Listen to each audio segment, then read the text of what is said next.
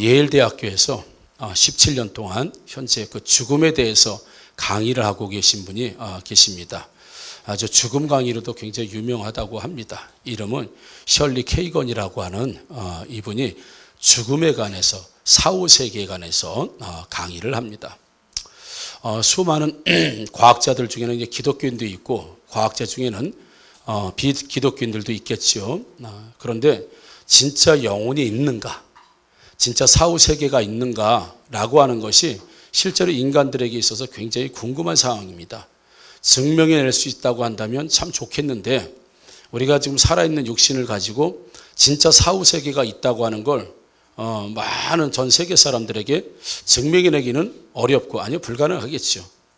그렇다고 해서 또 없다고 하는 것을 증명해내기도 어렵습니다. 그러다 보니까 과학자들도 진짜 우리 안에 영혼이 있는가, 진짜 죽으면 끝이 아닌가, 아니면 우리 안에 진짜 영혼이 있는가, 이걸 밝혀내기 위해서 많이 연구도 하고 또 방법을 통해서도 증명해내려고 많이 노력한다고 합니다. 그 중에 하나가 영혼이 있다고 주장하는 이 기독교 과학자들이 이런 실험을 했다고 해요.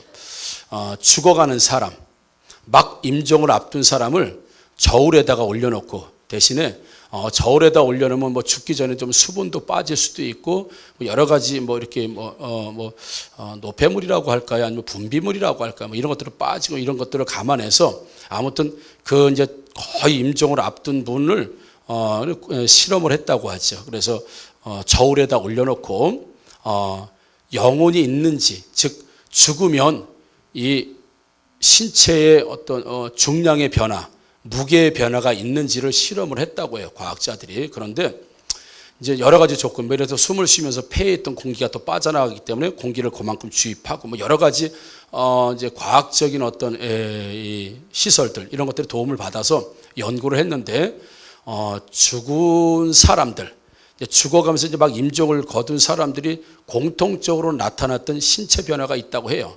무게 변화가 21g, 21g씩 줄었다고 해요. 그러니까 그 영혼이 있다고 주장하는 과학자들은 영혼의 무게가 21g이다.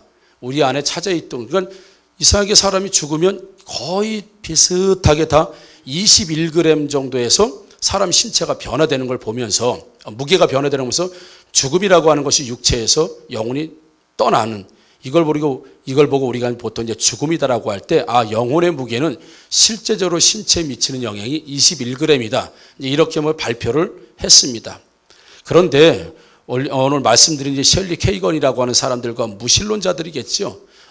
물질주의, 오직 육체만 존재한다고 하는 사람들은 이걸 받아들이지 않는다고 합니다. 왜냐하면 어떻게 비물질적인, 영혼은 물질이 아니고 어떤 육체가 아니고 영혼은 무게로 달 수 없는 영적인 건데 어떻게 무게가 달릴 수 있겠는가 라고 하는 주장으로 이것은 다른 이유가 있는 거지 꼭 영혼이 빠져나간다고 해서 21g이 줄었다고 하는 결론을 내는 건 그건 뭐 말이 되지 않는다.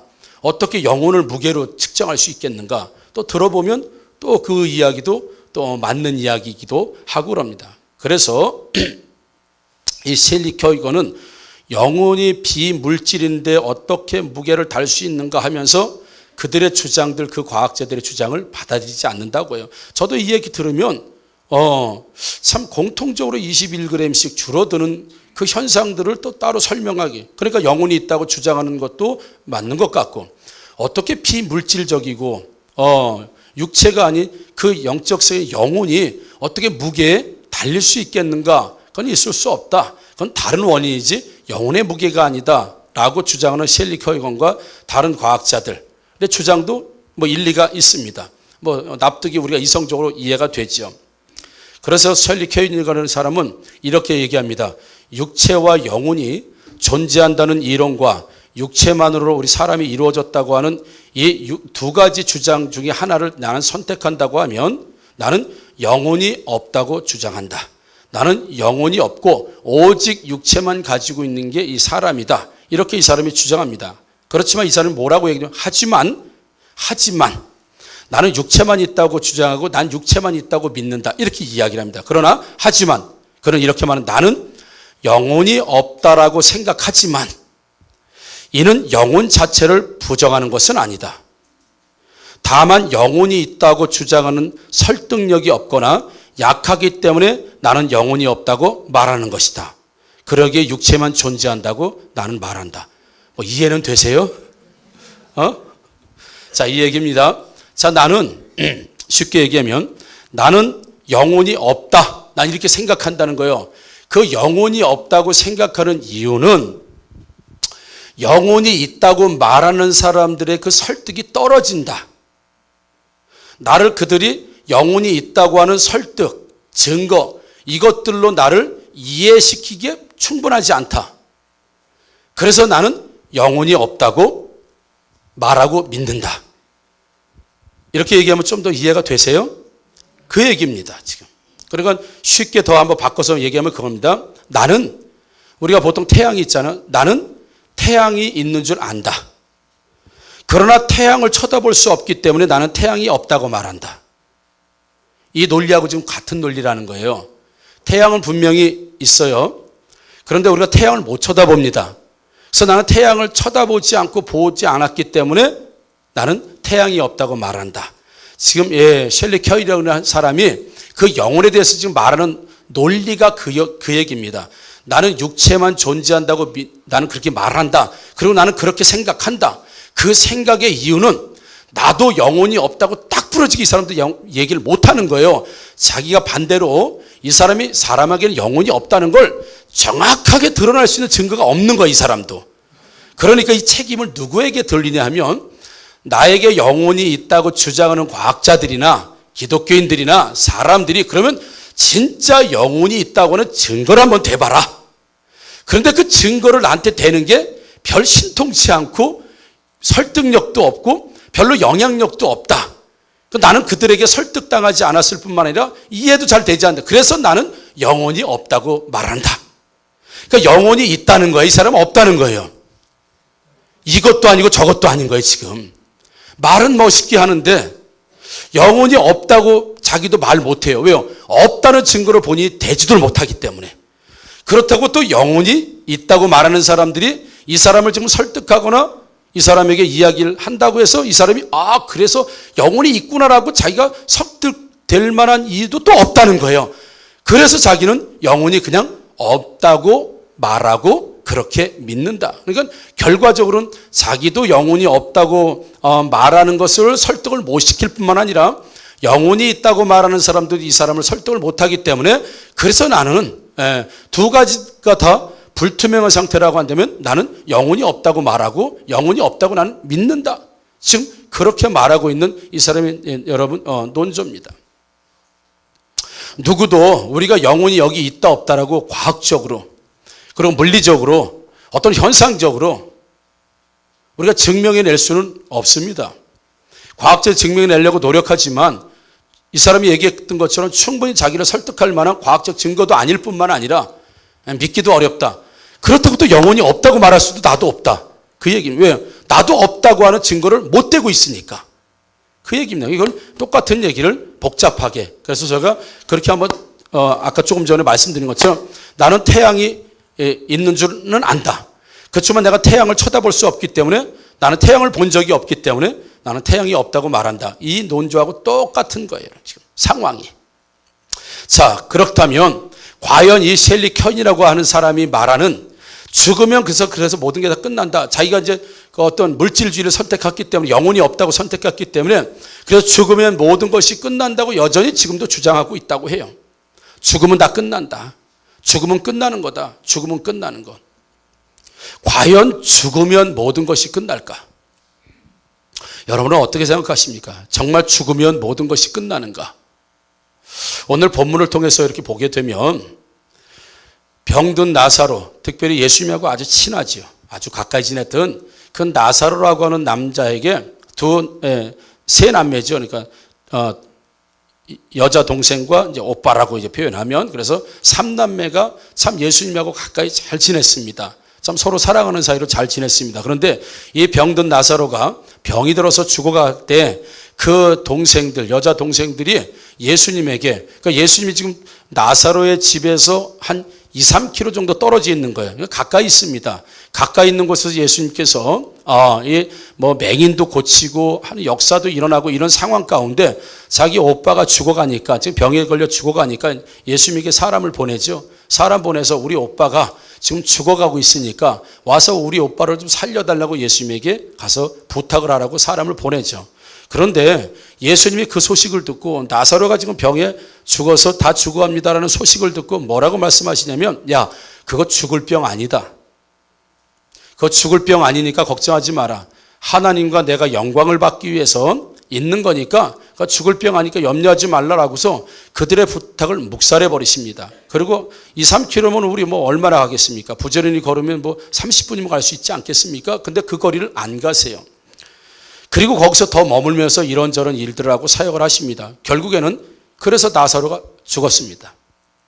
나사로가 죽고 나서 4일이 지난 다음에, 그러니까 오랜 시간 동안 불과 3, 40분 거리에 떨어져 있으면서도 계속 그 일대를 돌아다니면서 사역을 하시면서 결국은 나사로가 죽었다는 이야기를 듣고, 그리고 나서 나사로가 죽은 지 4일이 지나서 유대인은 4일 동안 장례를 지냈습니다. 그래서 4일이 죽은 지 4일이 지나고 나서야, 야, 우리 좀 나사로한테 한번 가보자. 그리고 제자들을 데리고 죽은 나사로의 집으로 오게 되죠. 그럴 때 그의 나사로의 동생 마르다가 나와서, 예수님, 우리가 전가를 보내고 소식을 보냈을 때 왔으면 우리 오빠가 죽지 않고 살았을 텐데 다 끝났습니다. 이미 죽은 지가 4일이 지났는데 이제 와서 뭐합니까? 라고 예수님을 원망을 하죠. 그러니까 예수님께서, 야, 살아난다. 네 오빠는 죽은 게 아니라 자는 거다. 예, 나도 알고는 있습니다. 예수님 부활할 때 다시 오빠가 살아날 건 그건 나도 알고 있습니다. 이렇게 이야기를 합니다. 그러면서 또 마리아도 마찬가지고 많은 사람들도 마찬가지고 그렇지요. 예수님께서 이 나사로를 찾아왔었을 때의 분위기가 오늘 본문에 잘 나옵니다. 19절 보니까 많은 유대인들이 마르다와 마리아에게 그 오라비의 일로 위문하러 왔더라, 이렇게 되어 있습니다. 그러니까 예수님이 오셨을 때 많은 사람들이 4일 동안 장례를 치르고 있는 그 과정, 끝날에 예수님이 오셨기 때문에 많은 조문객들도 왔다 갔다 하고, 지금 사람들이 이 마르다와 마리아, 오빠를 잃어버리는, 가족을 잃어버리는 이 슬픔 가운데 있는 이 마르다와 마리아를 위문하러 그들을 많은 사람들이 왔다는 거죠. 그래도 참 이 나사로와 두 남매가 참 잘 사는 것 같아요. 많은 사람들이 조문하러 와서 위로하고 격려해 주는 거 보면, 우리 어른들이 뭐 장례식장 가면 뭐 꼭 그렇진 않지만 참 이 조문하시는 분들, 위로하시는 분들이 많으면, 아, 인생 잘 살았구나. 그 선친이든 자식이든 고인이든 뭐 자녀든 누구든 간에 참 인생을 열심히 잘 살았나 보다 라고 하는데, 장례식장이 썰렁하고 조화 몇 개 없고, 예를 들자면 썰렁하고 조문하는 사람, 위문하는 사람 별로 없으면, 아, 고인이든 자녀이든 인생을 잘 못 살았구나.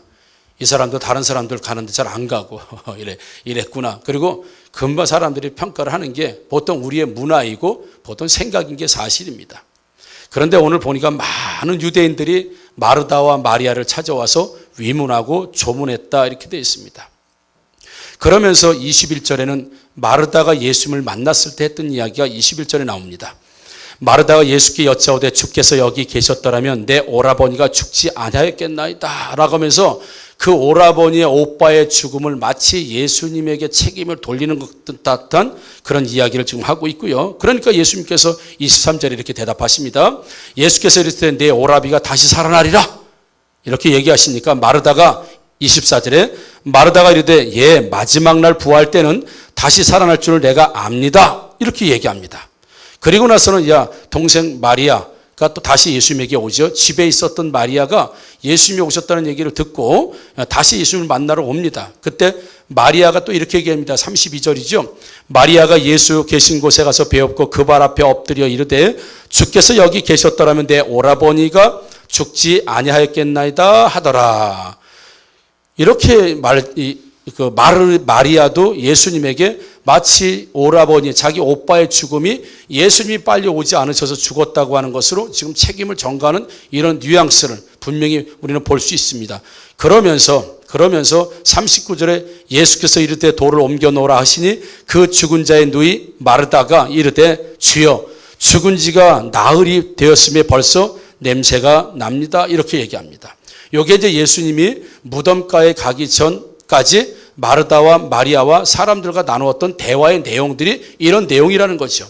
드디어 예수님이 이런 반응들, 사람들의 어떤 말과 사람들이 나사로의 죽음에 대한 어떤 반응들과 말들에 대해서 이제 예수님이 마음을 표현하십니다. 33절에 보니까 예수께서 그가 우는 것과 또 함께 온 유대인들이 우는 것을 보시고, 지금 나사로 죽은 초상집이니까 당연히 울겠죠. 슬퍼서 우는 것을 보시고 심령의 비통이 여기시고 불쌍히 여기사. 예수님의 마음과 태도를 33절에 성경은 이렇게 말씀하고 있습니다. 이 33절을 다른 성경, 다른 번역된 성경을 잠깐 말씀을 드리면 새 번역 성경에는 이렇게 번역을 했습니다. 예수께서는 마리아가 우는 것과 함께 따라온 유대인들이 우는 것을 보시고 마음이 비통하여 괴로워하셨다. 이렇게 33절을 해놓고요. 바른 성경은 이렇게 되어 있습니다. 예수께서 마리아도 함께 울고 함께 온 유대인들도 우는 것을 보시고 심령에 비통하여 괴로워하시고, 이렇게 번역을 해놨고요. 쉬운 성경은 예수님께서 마리아와 마리아의 뒤를 따라온 유대인들이 우는 것을 보셨습니다. 예수님의 마음은 격한 감정이 들면서 몹시 아프셨습니다. 이제 이렇게 해놓고요. NIV 성경, 영어 성경에는 He was deprived, moved in spirit and trouble 이렇게 되어 있습니다. 다시 두 번은 안 하는 거 아시죠? 그러니까 그는 아주 깊은 마음에서 뭔가 요동을 쳤고, 깊은 마음에서 뭔가 막 요동을 쳤고, 그리고 나서 트러블, 괴로워하고 뭔가 괴롭고 뭔가 힘들고 뭔가 고통스러운 이것을 예수님이 느끼셨다. 지금 영어 성경에는 그렇게 말씀하고 있다는 걸 보죠.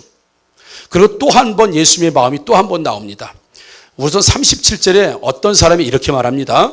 그중 어떤 이는 말하되 맹인의 눈을 뜨게 한 이 사람이 그 사람은 죽지 않게 할 수 없었더냐, 이렇게 예수님을 비난하는 내용이 37절에 말합니다. 야, 맹인의 눈을 뜨기도 하고 기적도 베푸신 분이 그래 나사로 좀 살릴지, 나사로는 못 살리는 거야? 이렇게 이제 예수님 주변에서 예수님 옆에서 말하니까 38절에 예수님이 이렇게 말씀하십니다. 이에 예수께서 다시 속으로 비통히 여기시며, 이렇게 했어요. 그러니까 조금 전에 33절에 예수님이 비통히 여기시고 굉장히 슬픔 가운데 괴로워하셨다, 이런 마음이 38절에도 그렇게 예수님을 비난하는 사람, 야, 다른 사람들은 다 고쳐주고 다른 맹인도 기적은, 병은 고쳤는데 이 죽은 사람은 못 살리는 거냐? 이렇게 얘기할 때 예수님께서, 이에 예수께서 다시 속으로 그 말씀을 듣고 비통히 여기시며, 이렇게 된 것이 오늘 성경에 있는 본문의 말씀이에요. 그래서 예수님의 마음과 그의 태도, 마음을 지금 두 단어로 말하고 있습니다. 하나는 비통하다, 하나는 예수님이 지금 괴로워하시고 있다. 지금 그렇게 말씀하고 있는 겁니다. 그래서 비통이라고 하는, 비통하다, 우리 성경으로 있는 비통하다라고 하는 뜻을 우리 국어사전에 좀 몹시 슬퍼서 마음이 아프다, 몹시 슬퍼서 마음이 아프다, 그렇게 지금 말하고 있는 겁니다. 그리고 이 헬라어 원문에 비통하다, 비통이라고 하는 단어는 엠브리마 오마이 이런 뜻인데 분노하다는 뜻입니다. 지금 예수님께서 굉장히 마음이 비통하시다라고 하는 건 굉장히 마음 안에 지금 분노가 일어나셨다고 하는 걸, 지금 성경 원문은, 헬라어 원문은 예수님이 지금 그 말들을 들으시고 분노가 일어나셨다. 아까 영어도 트러블이라고 그랬죠. 아주 그 말들을 들으시면서 그들의 태도에 대해서 굉장히 괴로워하시는 모습을 보게 돼요. 그래서 좀 전에 우리가 영어 성경에 트러블이라고, 그의 마음이 굉장히 트러블이 생겼다라고 하는 거, 문제 또 곤란하다, 어려움, 고민, 사실은 부정적인 단어에 쓰는 게 트러블입니다. 그렇죠? 예. 좋지 않은 상황에서 쓰이는 단어들로 전부 지금 예수님 마음을 표현해 놓고 있습니다. 좀 전에 말씀드린 헬라어 원문에서는 예수님이 지금 분노하는 마음이 있으셨다. 그리고 굉장히 마음이 막 격한 감정이 이 마음 안에서 막 요동치고 계셨다. 그리고 나서는 굉장히 괴로워하고 계셨다. 그 상황에 여러분, 예수님에게서 비통과 괴로움이라고 하는 표현을 하고 있는데요, 이건 장례식장에 간 사람들의 태도가 아닙니다. 여러분, 장례식장에 가면 같이 슬퍼해 줘야 되고 또 조문하고 위로하고 마음을 나누어야 되는데, 예수님은 지금 장례식장에 가셔가지고 모든 유가족들 앞에서 분노하시고 괴로워하시고 마음에서 격한 감정이 막 일어나고 이거는 고인 앞에서도 그렇고 유족들 앞에서도 보이면 안 되는 태도입니다. 이건 예절에 어긋나는 겁니다. 그래서 같이 슬퍼해 줘야 되고 같이 눈물 흘려줘야 되고 같이 손잡아 줘야 되고 그게 조문이고 그게 위로인데 오히려 장례식장에 와서 마르다와 마리아와 다른 사람과 장례식의 전체 분위기와 말들을 보시고 나서는 괴로워하시고 마음 안에 분노가 일어나셔요. 그리고 조금 전에 말씀드린 것처럼 장례식장 가서 전혀 어울리지 않는 단어들을 지금 예수님에게 쓰고 있는 모습을 보게요. 그렇다면 왜 예수님께서 이렇게 분노가 올라오시고 왜 괴로워하시고 왜 가슴 아파? 그게 죽었기 때문에 가슴 아픈 게 아니라 그 상황과 사람들을 보면서 고의를 보면서가 아니라 그렇게 말하는 마르다, 그렇게 말하는 마리아, 그리고 그렇게 말하는 사람들, 그렇게 곡하고 애도하고 조문하고 위로하는 많은 사람들과 그런 상황을 보시면서 예수님께서 도대체 왜 이런 마음을 갖지 않으면 안 됐을까? 11장 4절에 이렇게 말씀합니다. 예수께서 들으시고 나사로가 이제 죽어간다는 얘기를 들으시고 야, 이 병은 죽을 병이 아니라 하나님의 영광을 위함이요 하나님의 아들이 이로 말미암아 영광을 받게 하려 함이라 하시다 이렇게 얘기했습니다. 예수님은 분명히 확실히 알고 있었습니다. 나사로는 죽을 병이 아니다. 이렇게 예수님은 11장 4절에 말씀하셨고요. 또 11절에도 이렇게 말씀합니다. 이 말씀을 하신 후에 또 이르시되 우리 친구 나사로가 잠들었도다. 그러나 내가 깨우러 가노라. 이제 장례식이 지금 4일째 진행해서 막바지에 접어드는 그때 내 친구 나사로가 잠들었으니까 자 가자. 이제 나사로를 깨우러 가자. 예수님이 이렇게 말씀하셨습니다. 그러니까 11장 4절에는 하나님의 영광을 위해서 그건 죽을 병이 아니다. 그건 다시 살아날 병이다. 이렇게 말씀하시고 자, 내 죽은 나사로 친구가 죽었으니 이제 잠들었으니 이제 잠을 깨우러 가자. 그리고 15절에 내가 거기 있지 아니한 것을 너희를 위하여 기뻐하노라. 병들어서 죽어가는 서로를 고치지 않고 죽게 놔둔 것은 너희를 위해서 내가 기뻐하는 일이라고 이렇게 말씀하셨고 23절에 보니까 예수께서 있을 때 내 오라비가 다시 살아나리라 이렇게 말씀하셨고요. 25절에 보니까 예수께서 있을 때 나는 부활이요 생명이니 나를 믿는 자는 죽어도 살기 이렇게 말씀하셨어요. 예수님은요 지금 나사로를 얘기할 때 살아난다, 죽을 병 아니다, 지금 자는 거다, 영원히 살 것이다, 계속 그의 죽음을 놓고 예수님은 이렇게 지금 말하고 평가하고 있는 걸 보게 돼요. 그래서 예수님은 지금 분명한 사실 하나는 나사로가 죽었기 때문에 마음에 비통해 하시고 나사로가 죽었기 때문에 괴로워하시고 막 깊은 내면에서 뭔가 요동치는 이런 슬픔이 일어난 게 단지 나사로가 죽었기 때문이 아니라 만약에 예수님도 이제 나사로를 어떻게 만나냐, 나사로야 너하고 나하고 이렇게 좋은 추억도 많은데 이렇게 나한테 잘해줬는데 이걸로 너하고 나하고는 끝인 거야 하고 만약에 예수님도 나사로와 모든 것을 끝났다고 한다면 예수님도 유가족처럼 똑같이 슬퍼하셨을 거예요. 다시 못 만날 나사로, 다시 추억을 만들지 못하는 나사로, 다시 대화할 수 없는 나사로, 다시 식사할 수 없는 나사로, 모든 것이 끝났기 때문에 예수님도 같은 슬픔 가운데 잠겨 있을 텐데 예수님은 그다 다시 살아난다. 그런 죽은 게 아니라 잔다. 네가 그가 죽어야 너희들이 기뻐한다. 그가 죽어야지 내가 영광을 받고 하나님의 영광을 받는다. 이렇게 말씀하시는 예수님이 과연 장례식장을 와서 그의 죽음 때문에 이렇게 깊은 슬픔 가운데 빠졌겠느냐? 아니라는 거지요. 이 예수님도 장례식장에 있는 마르다와 마리아 많은 사람들이 죽음 때문에 슬퍼하는 것이었다고 한다면 그들과 함께 동일한 슬픔의 어떤 고백을 하고 슬픔의 어떤 마음을 표현했을 때 성경은 예수님의 그 장례식장에서 마음의 표현이 다른 유가족들과 다른 사람들이 표현한 마음과 전혀 다르고 분노하시고 마음에 굉장히 격동하시고 막 마음에 막 충돌이 일어나 트러블이 생기시고 왜 그렇는가? 분명히 나사로는 산다고 말씀하셨고 나사로는 일어난다고 말씀하셨고 그건 죽은 게 아니라 자는 거라고 말씀하시는 나사로 그 죽음 앞에서 예수님은 자는 것으로 보신 예수님이고 많은 사람들과 모든 사람들은 이제 끝났다, 죽음으로 말미암아 끝났다고 말하는 사람들의 말을 들으시고 그들의 죽음, 나사로의 죽음 때문이 아니라 그 죽음이 끝이라고 하는 사람들의 태도와 반응과 고백과 예수님이 앞에 계신데도 불구하고 나사로의 죽음으로 모든 것이 끝났고 그렇게 해서 끝났음을 표현하는 그들의 말들과 행동들에 대해서 예수님은 나사로의 죽음에 비통해 하시고 슬픔에 잠기신 것이 아니라 예수님을 앞에다 놓고 예수님이 계신데도 불구하고 여전히 죽음으로서는 다 끝난 것으로 예수님에게 말하는 그들의 모습, 어쩌면 믿음 없음, 그들이 예수님을 놓고 정말 믿으면 산다고 하는 그 말씀을 믿지 못하는 그들을 보시고 심히 마음속에 격동이 일어나시고 헬라어로는 원문에는 분노까지 일어나시는 예수님의 모습을 보게 된다는 거예요. 그래서 어쩌면 여러분 마르다는요 이렇게 고백했어야 됩니다. 제가 25절, 우리 본문 25절을 이렇게 바꿔봤어요. 예수님이 오셨을 때 마르다가 이렇게 고백하는 겁니다. 마르다가 이르되, 이건 제가 써본 겁니다. 바꿔서. 마르다가 이르되 예수님은 부활이요 생명이시니 예수님을 믿는 자는 죽어도 살겠고 무릇 살아서 예수님을 믿는 자는 영원히 죽지 않을 것을 내가 믿었습니다.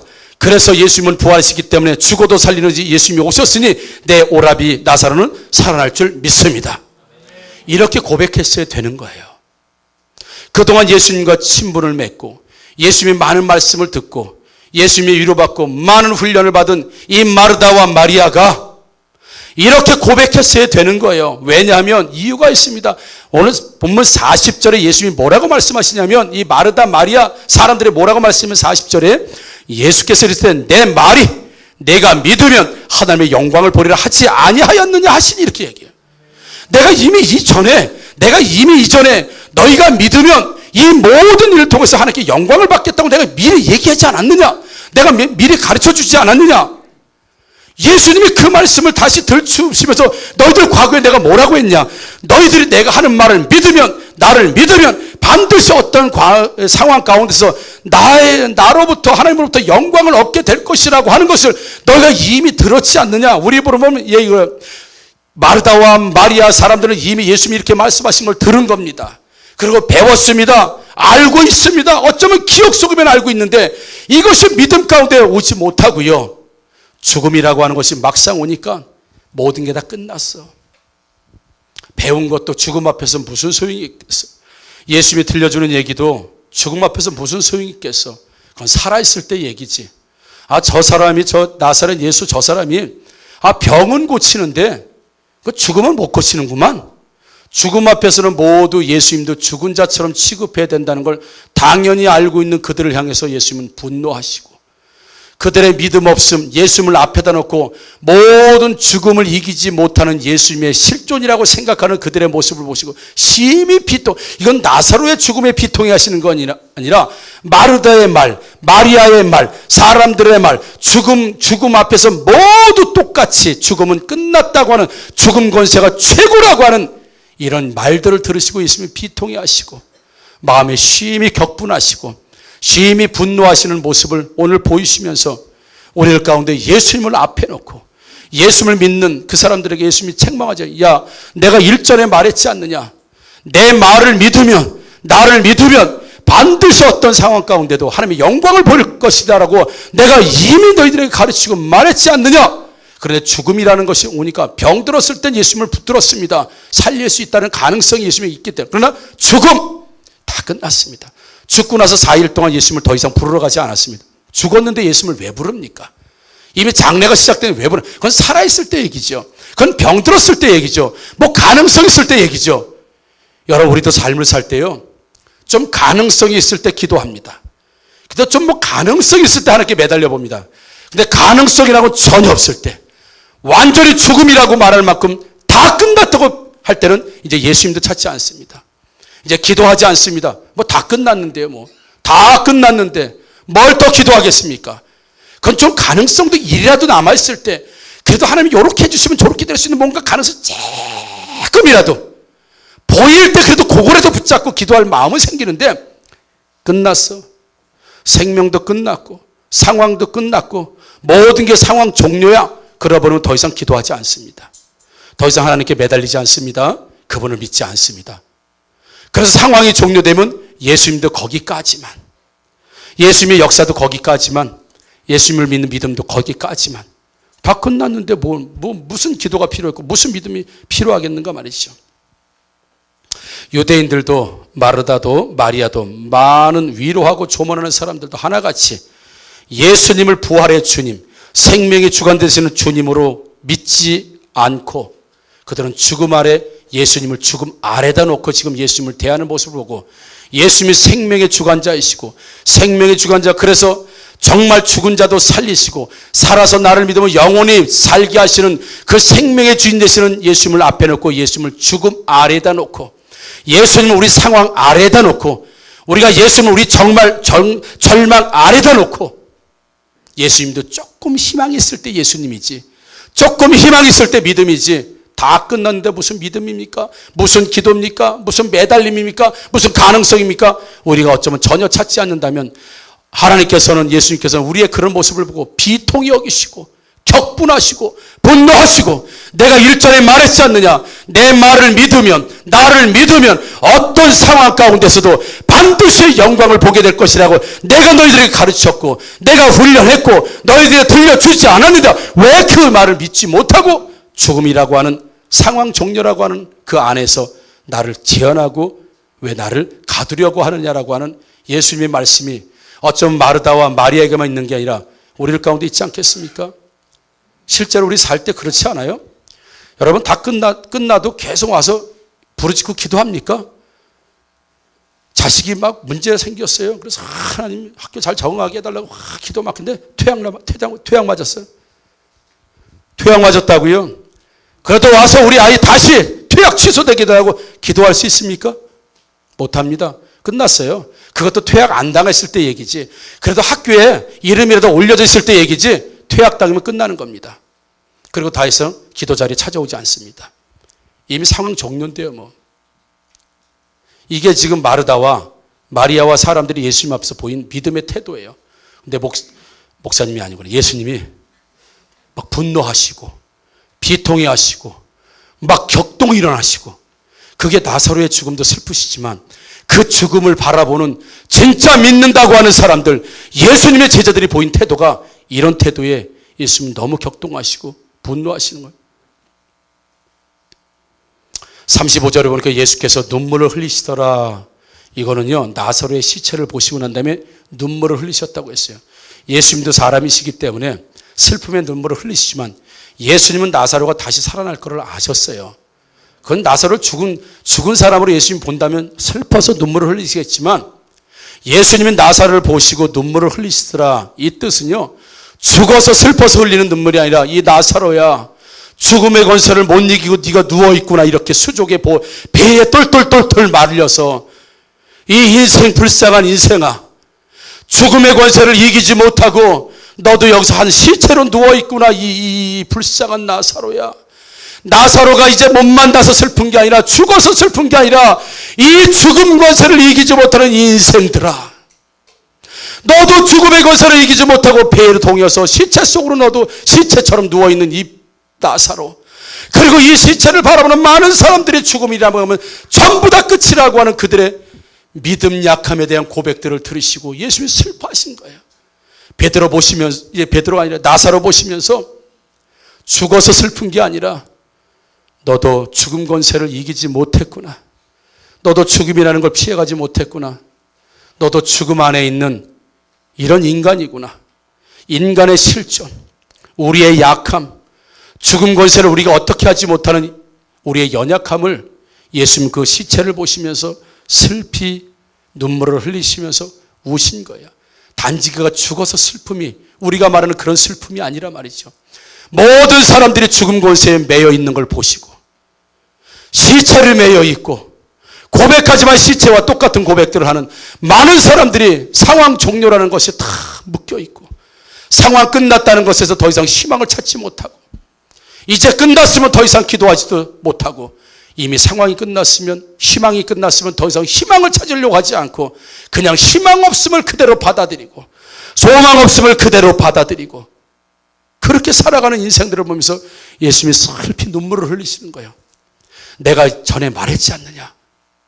무릇 살아서 나를 믿는 자는 영원히 살겠고 혹시 죽었을지라도 나를 믿으면 다시 살아난다는 거 너희들 배웠고 들었고 너희들 알고 있지 않느냐.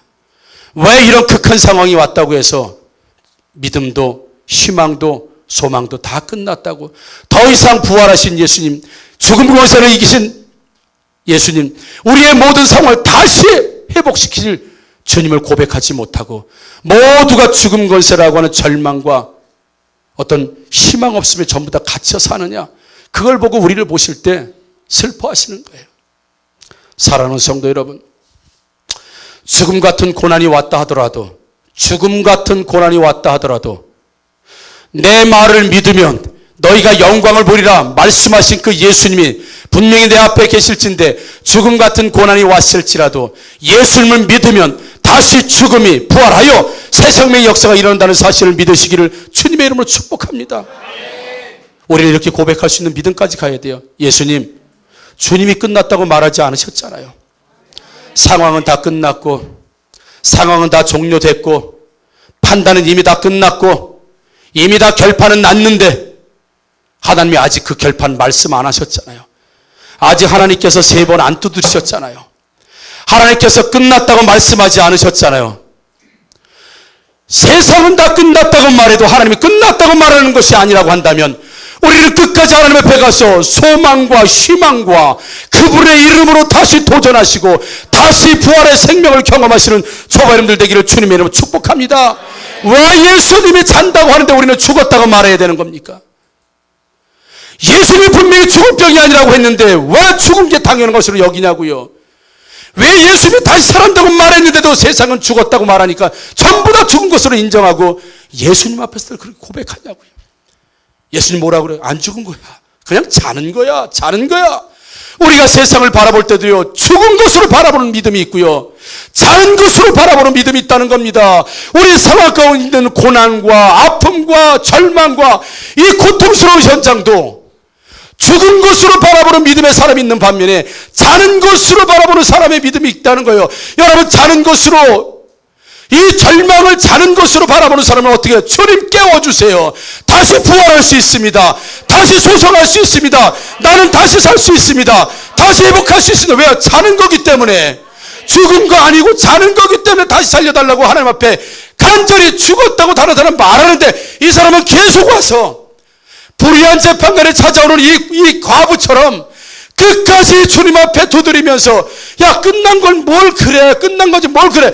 하나님이 안 끝났다고 하는데, 아직 하나님께서 끝났다고 말하지 않는데, 나의 믿음이 끝나지 않은데 누가 죽었다고 그래. 나는 자는 거야 라고 하는 그런 믿음의 고백이 충만하시기를 주님의 이름으로 축복합니다. 여러분, 그걸 예수님이 우리에게 지금 바라시는 거예요. 세상이 죽었다고 우리도 같이 죽었다고 슬피 우는 거, 그건 믿음의 자세가 아닙니다. 자, 한번 따라합니다. 나의 희망은 죽은 것이 아니라 사는 것이다. 나의 상황은 죽은 것이 아니라 자는 것이다. 깰 때가 있다. 아멘. 꼭 기억하십시오. 내 말을 믿으면 너희가 영광을 보리라 말씀은, 세상이 끝났다고 말해도 내 믿음이 끝나면 안 돼요. 세상이 죽었다고 말해도 내 믿음은 죽으면 안 됩니다. 세상은 끝나는 것 가지고 이제 그만해 라고 해도 예수님 말씀이 살아있다고 한다면 우리는 끝내서는 안 됩니다. 죽은 자도 살리시고 살아서 믿는 자는 영원한 생명을 주는 예수 그리스도의 믿음, 그분이 우리 앞에 계신데 누가 끝났다고 감히 판단하겠습니까? 예수님이 이제 끝났다라고 하면 그건 끝난 거지만, 예수님이 잔다고 하는데 왜 우리는 죽은 거로 인정하고, 왜 죽은 사람처럼 죽은 말을 하고 죽은 신앙을 가지고 죽은 절망 안에 우리가 갇혀 있겠는가? 자, 다시 한번 마지막 따라합니다. 나를 믿는 자는 영원히 죽지 아니하노라. 아멘. 우리 일어나서 함께 찬양하도록 하겠습니다.